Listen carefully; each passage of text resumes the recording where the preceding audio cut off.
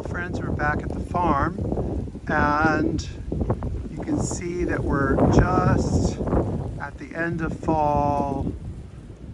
Winter is here. The fields had all been harvested. A little patch of green there that won't stay.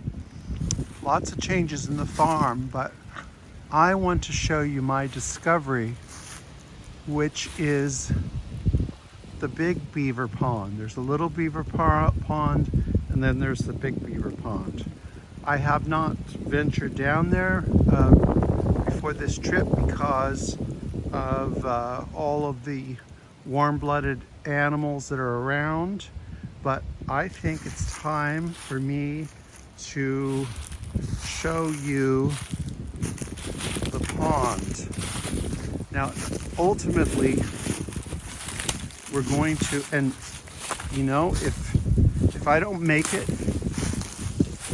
down the hill, you'll be with me. You can watch this at my memorial.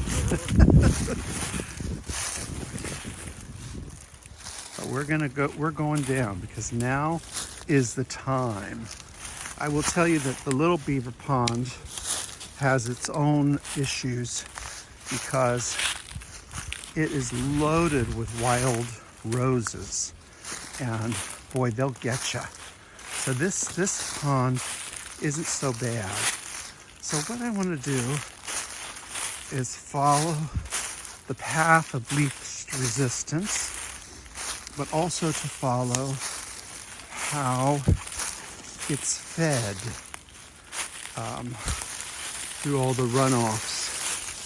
So we're going to just do this. I've already been down here once. I'm not taking you on a total wild goose chase. But you can see it's just beautiful in its natural state. Boy, somebody wanted to do wood art.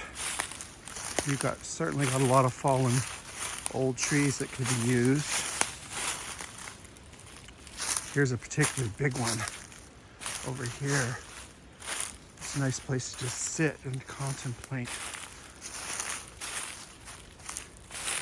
So as I get down farther, the earth becomes softer because I'm sure that there are many times of the year where this completely is underwater. Okay, so I got here before. I'm going to go this way. I'm trying to make, I'm a visual person as far as it goes, getting one place to another. I go by signs, but yeah, at some point the trees start to look all alike. But now I know where I am. And this is a very interesting thing because at the end of our property, there's like a little tunnel, and this little stream, which isn't doing a thing right now, but you can see way up there, it gets filled. So it comes down in here, and there's of course thousands of places that these ponds and creeks get filled, but this is one of the second ones I've seen. So I think it's very interesting. So I'm just going to follow it. Try not to get stuck in the mud.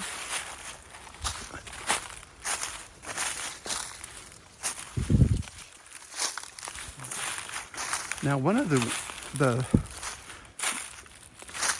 indicators that I felt that I'd found the place was the human evidence that people have been here, meaning their garbage. So the next time I come down, I'm coming with a bucket, and I'll just pick it all up because it's ultimately going to end up in the ecosystem. And so this, I would consider this, which we're coming to, the Big Beaver Pond. And it's a magical space. It really is. Listen to that.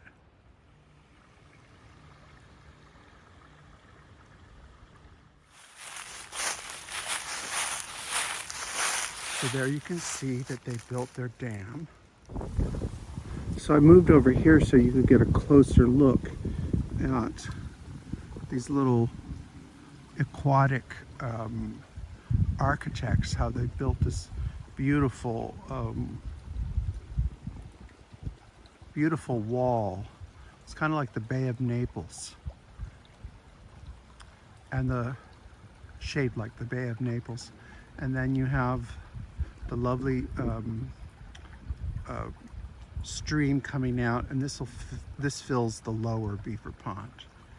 But this is, again, I have to watch for the quicksand, but here you can see this goes back for probably a quarter of a mile, I would say.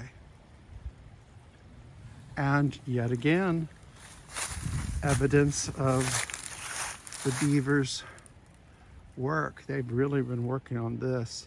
These don't look as fresh though, so they've taken these chunks off a while ago. But actually they didn't kill the trees, which is really nice. At first, I thought this might be abandoned because beavers do move on. However, I have seen some evidence that they consider this theirs, because look at this little tree that's been just chewed off, and you can see little beaver marks. So that was a little snack for them. But look at this one. They are really, really working on this. And this looks fairly recent because the wood chips are all in, they haven't oxidized or turned. So they've been working on this. And I'm shocked. They must be quite large because look how high up those branches are. So they just about have that one off. So they're working in this area. I'm not sure if they're just damming up this and then their house is back up there. That I don't know. I think if we had a little higher, water was a little higher, we could take a little, a little boat out and have a look. But it's not that deep at this point. Of course, we haven't had a lot of rain lately. So I want to show you another indicator that they're active here. You can see way in the distance. I have to get it in the camera without sinking into the quicksand. I'm in the quicksand now. But see that tree way? I'm going to put it right in the center of your screen. You can see the bottom. They're really working it.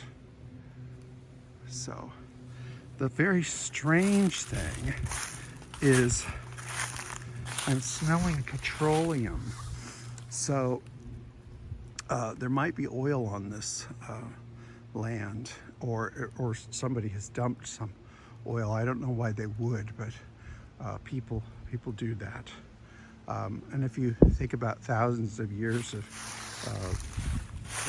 this mud, this is filled with matter that's breaking down. It turns into basically petroleum. So this is the Big Beaver Pond, and then down below this, there's the Little Beaver Pond, which is really pretty too. So that one's a little harder to get to. I thought it was not bad, but this one's pretty easy. So I just wanted to share with you this really magical place where the beavers have created this habitat, and I'm looking forward to seeing what kind of birds come here in the spring and summer. And hopefully when we get some more water in this, we could take a little plastic boat out there and have a look.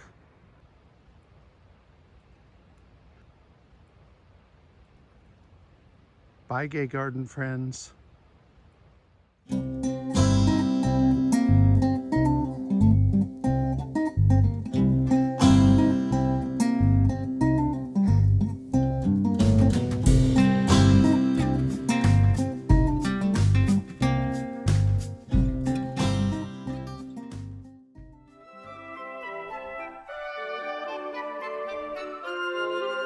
Remember to like, subscribe, and hit that notification button.